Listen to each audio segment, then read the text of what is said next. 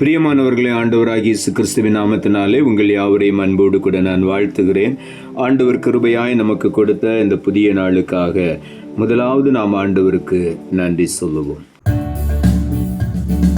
ஜீவ தண்ணீராம் இந்த நல்ல கர்த்தாவே, ஜீவ ஊற்றினால் என்னை நிறைத்திடுவீர். ஜீவ தண்ணீராம் இந்த நல்ல கர்த்தாவே, ஜீவ ஊற்றினால் என்னை நிறைத்திடுவீர்.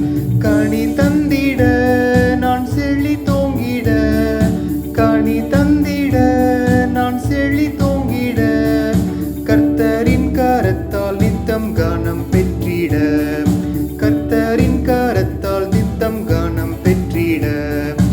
ஊற்று தண்ணீரே எந்தன் தேவ ஆவியே, ஜீவநதியே என்னில் பொங்கி பொங்கி வா. ஊற்று தண்ணீரே எந்தன் தேவ ஆவியே, ஜீவநதியே என்னில் பொங்கி பொங்கி வா. இந்த நாளுக்கென்று ஆண்டவர் கொடுக்கிற ஒரு வார்த்தை நீதிமொழிகளின் புஸ்தகம் 4வது அதிகாரம் 23வது வசனம். நீதிமொழிகள் 4:23. எல்லா காவலோடும் உன் இருதயத்தை காத்துக்கொள், அதனிடத்தினின்று ஜீவ ஊற்று புறப்படும். எல்லா காவலோடும் இருதயத்தை காத்துக்கொள் என்று இங்கே எழுதப்பட்டிருக்கிறது. நம்முடைய இருதயத்தை நாம் காத்துக்கொள்ள வேண்டும். அது நம்மேல் விழுந்த ஒரு பொறுப்பு. நம் இருதயம் சுத்தமாக இருக்க வேண்டும். நம்முடைய இருதயம் ஆண்டவருக்கு பிரியமாக இருக்க வேண்டும். காரணம், அவர் நம்முடைய இருதயத்திலே வாசமாய் இருக்க விரும்புகிற ஒரு தேவன். ஆகவே தான் வேதம் சொல்லுகிறது, எல்லா காவலோடும் உன் இருதயத்தை காத்துக்கொள், அதனிடத்தினின்று ஜீவ ஊற்று புறப்படும். ஆகவே ஜீவ ஊற்று நம்முடைய வாழ்க்கையிலிருந்து புறப்படுகிற ஒரே ஒரு இடம் இருதயம். அந்த இருதயம் நல்ல இருதயமாயிருக்கும் பொழுது அங்கிருந்து ஜீவ ஊற்று புறப்படும். சங்கீதங்களின் புஸ்தகம் 31ஆம் அதிகாரம் 24ஆம் வசனம் சொல்லுகிறது, கர்த்தருக்கு காத்திருக்கிறவர்களே, நீங்கள் எல்லாரும் திடமனதாயிருங்கள், அவர் உங்களுடைய இருதயத்தை ஸ்திரப்படுத்துவார். ஆண்டவர் நம்முடைய இருதயத்தை ஸ்திரப்படுத்துகிற தேவன். நம்முடைய இருதயம் எந்த தீமையை நோக்கி திரும்பாதபடி ஆண்டவர் நம்மை ஸ்திரப்படுத்தி அவருடைய செட்டைகளுக்குள் மறைத்துக் கொள்வார். சங்கீதங்களின் புஸ்தகம் 37ஆம் அதிகாரம் 31ஆம் வசனம் சொல்லுகிறது, அவனுடைய தேவன் அருளிய வேதம் அவன் இருதயத்தில் இருக்கிறது, அவன் நடைகளில் ஒன்றும் பிசகுவதே இல்லை. இருதயத்தில் என்ன இருக்க வேண்டும்? தாவீது எழுதுகிறார், அவனுடைய தேவன் அருளிய வேதம் அவன் இருதயத்தில் இருக்கிறது.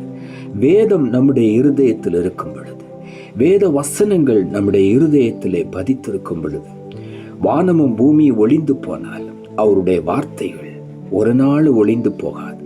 அந்த வார்த்தை நம்முடைய இருதயத்திலே இருக்கும் பொழுது ஒருபோதும் நாம் தவறி போக மாட்டோம். அந்த இருதயத்துக்குள்ளிருந்து ஜீவ தண்ணீர் உள்ள நதிகள் புறப்படும்.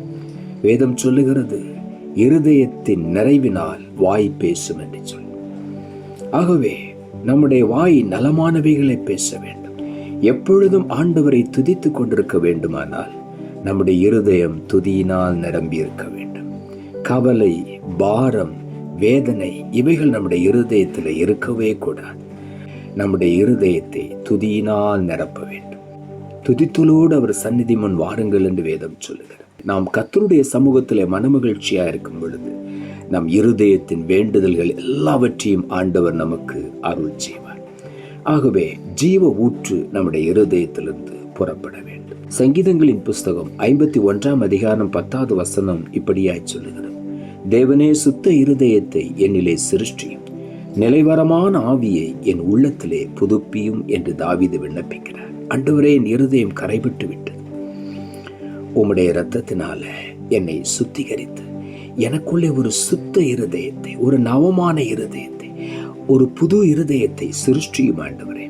நிலைவரமான ஆவியை என் உள்ளத்துக்குள்ளே புதுப்பியும் ஆண்டவரே. எல்லா கபடமான ஆவியும் என்னை விட்டு வெளியேறட்டும். எல்லா திருக்கும் உருட்டும் நிறைந்த இருதயம் என்னை விட்டு மாறட்டும்.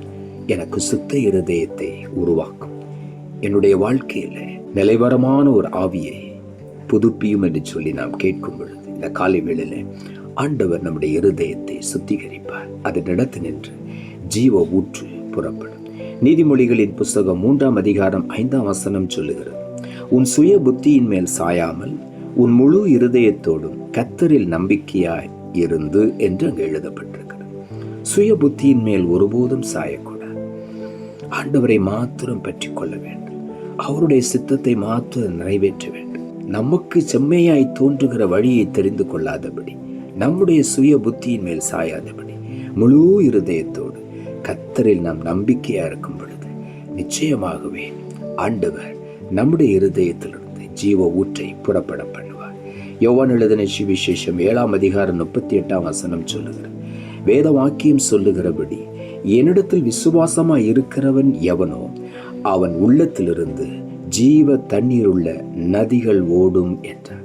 ஆண்டவரிடத்தில் விசுவாசமாய் இருக்கிற ஒவ்வொரு இருதயத்திலிருந்தும் ஜீவ தண்ணீர் உள்ள நதிகள் ஓடும். எசேக்கியேல் தீர்க்கதரிசிக்கு ஆண்டவர் காண்பித்தார். ஆலயத்தின் வாசல் படியிலிருந்து புறப்பட்டு வருகிற அந்த பரிசுத்த ஆலயத்திலிருந்து வரக்கூடிய அந்த ஜீவ தண்ணீர், அந்த தண்ணீர் போகிற இடத்திலெல்லாம் ஆரோக்கியம், அந்த தண்ணீர் போகிற இடத்திலெல்லாம் செழிப்பு. அந்த தண்ணீர் சுகத்தை தருகிறது, செழிப்பை தருகிறது, சத்துவத்தை தருகிறது, பலனை தருகிறது. அது வற்றாத நதி. அது பரலோக ராஜ்யத்திலே தேவ சமூகத்திலிருந்து புறப்பட்டு வருகிற நதி. அந்த நதியின் தண்ணீர் தான் நம்முடைய இருதயத்திலிருந்து புறப்பட்டு வரும் என்று ஆண்டவர் சொல்லுகிறார். எப்பொழுது ஆண்டவரிடத்திலே விசுவாசமாய் இருக்கும் பொழுது உள்ளத்திலிருந்து ஜீவ தண்ணீர் உள்ள நதிகள் புறப்படும். அந்த நதிகள் போகிற இடத்திலெல்லாம் ஆசீர்வாதம், அந்த நதிகள் போகிற இடத்திலெல்லாம் ஜீவன், பலன், சுகம் உண்டாகும். இன்றைக்கு நாம் அந்த ஜீவ ஊற்றை நம்முடைய இருதயத்தில் வைத்துக் கொள்ளும் பொழுது, இருதயத்தை வார்த்தையினால் நிரப்பும் பொழுது, இருதயத்தை துதியினால் நிரப்பும் பொழுது, நம்முடைய வாயை ஆண்டவருடைய வார்த்தையை பேசும். ஒவ்வொரு வார்த்தையும் நதியாய் புறப்பட்டு வந்து நம்மை சுகப்படுத்தும், நம்மை பலப்படுத்தும், நம்முடைய தேவைகளை சந்திக்கும், நம்மை அற்புதமாய் வழி நடத்தும், நம்மை பாதுகாக்கும். ஆகவே உள்ளத்தின் ஆழத்திலிருந்து இந்த காலை வேளையில் ஆண்டவருக்கு நாம் நன்றி சொல்லுவோம். நாம் ஜெபிப்போம். அன்புள்ள ஆண்டவரே, கிருபையா நீர் கொடுத்த இந்த புதிய நாளுக்காய் மறுபடியும் உமக்கு நன்றி செலுத்துகிறோம். ஆண்டவர் கொடுத்த ஜீவனுள்ள வார்த்தைக்காக நன்றி. எல்லா காவலோடும் உன் இருதயத்தை காத்துக்கொள், அதனிடத்து நின்று ஜீவ ஊற்று புறப்படும் என்ற வார்த்தையை கொடுத்தேன். இந்த காலை வேளையில ஒவ்வொரு இருதயத்தையும் ஒவ்வொருவரும் காத்துக்கொள்ள நீர் கிருபைத்தார். ஒவ்வொரு இருதயத்திலும் வசனத்தினாலே நிரப்பப்பட உதவி செய்யும். ஆண்டவரை துதிக்கிற துதியினாலே இருதயங்களை நிரப்பும். இருதயத்தின் நிறைவினால் வாய் பேசும் என்ற வார்த்தையின்படி ஒவ்வொருவருடைய இருதயம் துதியினால் நிரம்பும் பொழுது வாய் ஆண்டவரை துதித்து கொண்டே இருக்கும். அப்படி துதிக்கும் பொழுது அற்புதங்கள், அதிசயங்கள் நடக்கும். இருதயத்திலிருந்து வார்த்தை புறப்பட்டு வரும் பொழுது அந்த வார்த்தை குணமாக்கும், அந்த வார்த்தை காயங்களை கட்டும், அந்த வார்த்தை பலப்படுத்தும், பயத்தை நீக்கி ஒவ்வொருவரையும் காத்துக்கொள்ளும். அப்படிப்பட்ட கிருபை ஒவ்வொருவருடைய வாழ்க்கையிலும் இருந்து ஜீவ ஊற்றை போல புறப்பட நீர் உதவி செய்யும். இப்படி செய்கிறபடினால் உமக்கு நன்றி. இரட்சகர் இயேசுவின் நாமத்தில் ஜெபிக்கிறோம் நல்ல பிதாவே, ஆமென்.